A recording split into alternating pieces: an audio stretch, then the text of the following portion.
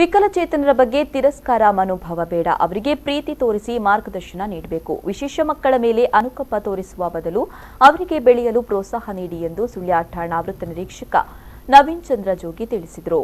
ಅವರು ಮಹಿಳಾ ಮತ್ತು ಮಕ್ಕಳ ಅಭಿವೃದ್ಧಿ ಇಲಾಖೆ, ಹಿರಿಯ ನಾಗರಿಕ ಮತ್ತು ವಿಕಲಚೇತನರ ಸಬಲೀಕರಣ ಇಲಾಖೆ, ಸುಳ್ಯ ತಾಲೂಕು ವಿಕಲಚೇತನರ ಪುನರ್ವಸತಿ ಕಾರ್ಯಕರ್ತರ ಸಂಘ ಮತ್ತು ಎಂಬಿ ಫೌಂಡೇಶನ್ ಆಶ್ರಯದಲ್ಲಿ ನಡೆದ ಸುಳ್ಯ ತಾಲೂಕು ಮಟ್ಟದ ವಿಶ್ವ ವಿಕಲಚೇತನರ ದಿನಾಚರಣೆಯ ಉದ್ಘಾಟಿಸಿ ಮಾತನಾಡಿದರು. ಅವರಷ್ಟೇ ಅಲ್ಲ,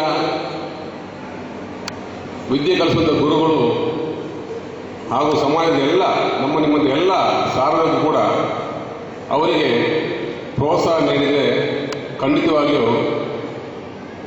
ಇಂಥ ಒಂದು ಮಕ್ಕಳಿಗೆ ನಾವು ಸರಿಯಾದ ದಾರಿ ತೋರಿಸಲಾಗ್ತದೆ. ಅದೇ ರೀತಿ ಸಮಾಜದಲ್ಲಿ ಅವರು ಕೂಡ ಒಂದು ಉನ್ನತ ಸ್ಥಾನವನ್ನು ಪಡೆಯುವಂತೆ ಆಗ್ತದೆ ಅಂತ ಹೇಳ್ತಾ ಸಮಾರಂಭದಲ್ಲಿ ವಿವಿಧ ಕ್ಷೇತ್ರದಲ್ಲಿ ಸಾಧನೆಗೈದ ವಿಕಲಚೇತನರಾದ ರಾಮದಾಸ್ ರೈ, ಅಬ್ದುಲ್ ಖಾದರ್ ಸೇರಿದಂತೆ ಮತ್ತಿತರರನ್ನ ಈ ಸಂದರ್ಭ ಸನ್ಮಾನಿಸಲಾಯಿತು.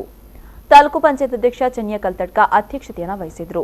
ಅತಿಥಿಗಳಾಗಿ ಸುಳ್ಯ ತಾಲೂಕು ವಕೀಲರ ಸಂಘದ ಅಧ್ಯಕ್ಷ ಎಂ ವೆಂಕಪ್ಪಗೌಡ, ಜಿಲ್ಲಾ ಪಂಚಾಯತ್ ಸದಸ್ಯ ಹರೀಶ್ ಕಂಜಿಪಿಲಿ, ಎಂಬಿ ಫೌಂಡೇಶನ್ ಅಧ್ಯಕ್ಷ ಎಂಬಿ ಸದಾಶಿವ ಸೇರಿದಂತೆ ಮತ್ತಿತರರು ಉಪಸ್ಥಿತರಿದ್ದರು.